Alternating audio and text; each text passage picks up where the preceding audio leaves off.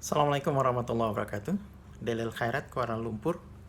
Hari ini Rabu 2 April 2020. Kami baru saja menyelesaikan hari ke-15 dari perintah kawalan pergerakan atau yang lebih dikenal sebagai lockdown di Malaysia. Seperti biasa, saya akan mulai dengan update statistik harian. Anda tentu sudah familiar dengan angka-angka ini. Ya, hari ini ada case baru confirm positif di Malaysia sebanyak 142. Jadi sudah 10 hari paling tidak cukup stabil steady pada sekitar 140-150. Ini membuat jumlah case confirm positif keseluruhan hingga kini mencapai 2.908 kasus.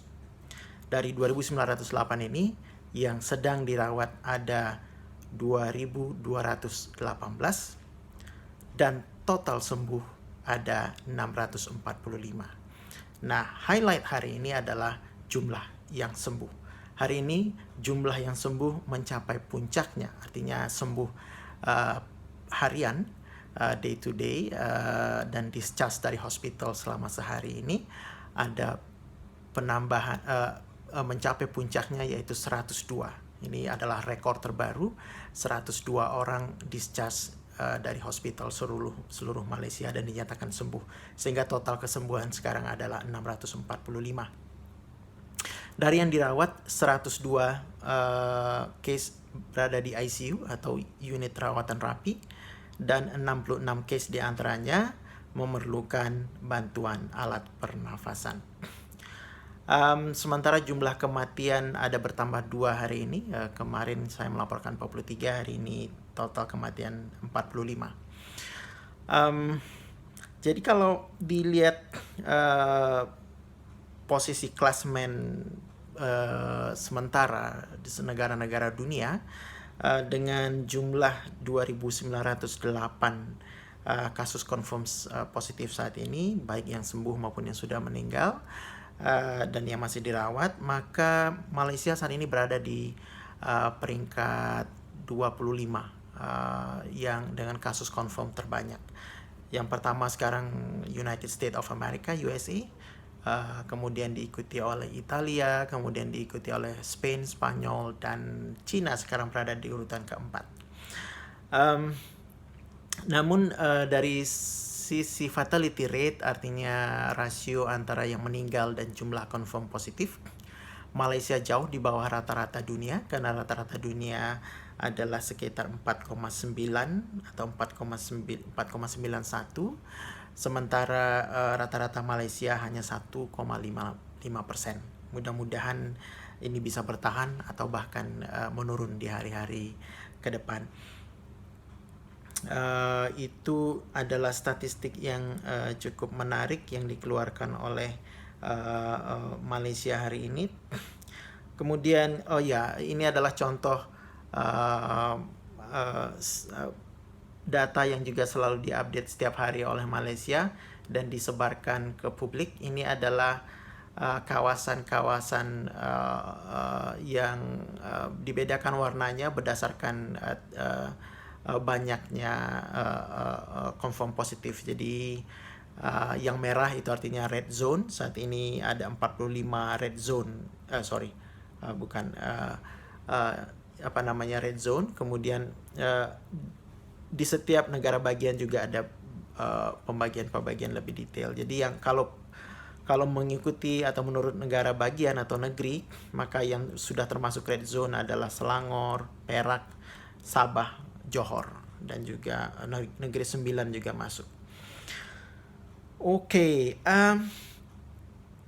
Ada statistik lagi yang menarik dirilis hari ini oleh Kementerian Kesehatan Malaysia yang cukup menggembirakan sebenarnya dan cukup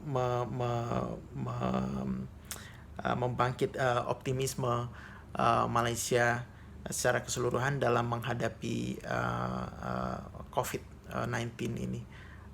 Saya coba, ya, mudah-mudahan bisa kelihatan. Nah, ini adalah grafik yang dirilis hari ini oleh Kementerian Kesehatan Malaysia, di mana di sini dibandingkan antara perkiraan kenaikan confirm positif per hari dan actual. Nah, jadi sejak data ini dipantau secara ketat sejak awal Maret hingga pada minggu lalu 23 Maret, maka antara actual dan perkiraan tidak jauh berbeda. Jadi yang garis merah itu adalah perkiraan dari salah satu research institute di Malaysia, yaitu MIER, Malaysian Institute of Economic Research, MIER, Malaysian Institute of Economic Research. Yang merah itu adalah perkiraan MIER, kemudian yang biru adalah garis yang biru di bawahnya itu adalah yang actual.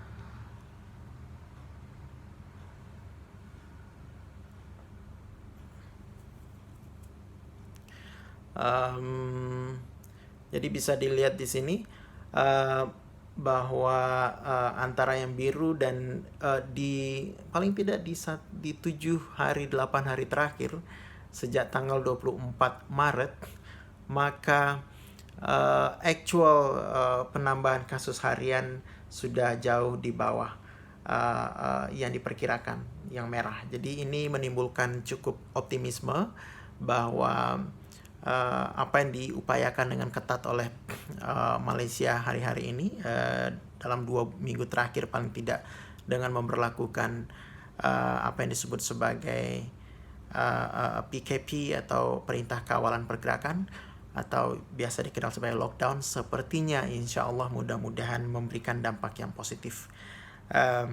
Kalau tren ini berlanjut di mana actual selalu lebih rendah daripada apa yang diperkirakan, maka akan sampai pada suatu titik di mana yang sembuh insya Allah juga lebih cepat daripada pergerakannya, pertumbuhannya, daripada yang confirm case baru. Maka besar peluang bahwa Malaysia tidak perlu memperpanjang lockdown yang saat ini berlaku selama 28 hari hingga nanti tanggal 14 April. Jadi sudah diperpanjang 1 kali, mudah-mudahan tidak ada perpanjangan berikutnya. Itu barangkali update terkait dengan situasi di Malaysia. Jadi sejauh ini cukup mengembirakan statistiknya, dan tentu dan ini adalah buah dari kerja keras pemerintah Malaysia, seluruh aparatnya, dan juga saya rasa partisipasi masyarakatnya juga, walaupun ada unsur pemaksaan juga yang dilakukan, terutama untuk memastikan tingkat kepatuhan publik tinggi dalam dalam melaksanakan lockdown ini. Sebelum saya akhiri, update yang lain terkait dengan WNI di Indonesia, di Malaysia, tentu setelah saya sampaikan di update sebelumnya bahwa mereka WNI, terutama yang ilegal yang tidak mempunyai dokumen lengkap, mereka tentu juga punya bargaining yang lemah di muka hukum. Mereka sesungguhnya yang cukup terdampak dari pemberlakuan lockdown ini. Sebagian besar mereka tentu merupakan buruh harian. Mereka akan mendapatkan uang apabila mereka bekerja setiap hari. Jadi begitu ada perintah lockdown dan tidak ada kegiatan pekerjaan yang bisa dilakukan, maka otomatis mereka juga tidak memiliki penghasilan, langsung terputus, sehingga banyak di antara mereka yang sudah juga saat ini kehabisan bekal. Kedutaan Besar Republik Indonesia di Kuala Lumpur dan kantor-kantor konsulat jenderal dan konsulat perwakilan lainnya kemudian bekerja sama dengan ormas-ormas seperti KNPI, Masyarakat Ekonomi Syariah, Nahdlatul Ulama, Muhammadiyah dan sebagainya, partai politik juga, berusaha untuk membantu mereka mengumpulkan dana, resources, tenaga untuk dapat menjangkau mereka dan memberikan bantuan-bantuan sembako. Ditambah lagi aktivitas atau kolaborasi dengan komunitas-komunitas lainnya, terutama komunitas orang Indonesia, pengajian bapak-bapak, ibu-ibu dan sebagainya. Kemarin kita mendapat informasi bahwa pemerintah Indonesia pun akan mengirim bantuan bahan makanan sembako untuk mereka untuk bisa distribusikan di sini. Mudah-mudahan bisa cepat sampai di Malaysia. Hal ini disampaikan oleh Menko PMK. Kemudian kami juga mendapat kabar dari salah satu ormas bahwa pemerintah Malaysia pun berniat untuk membantu dengan sembako, dengan beras dan sebagainya. Sudah dijanjikan sekitar 1.000 bungkus beras per 10 kilogram.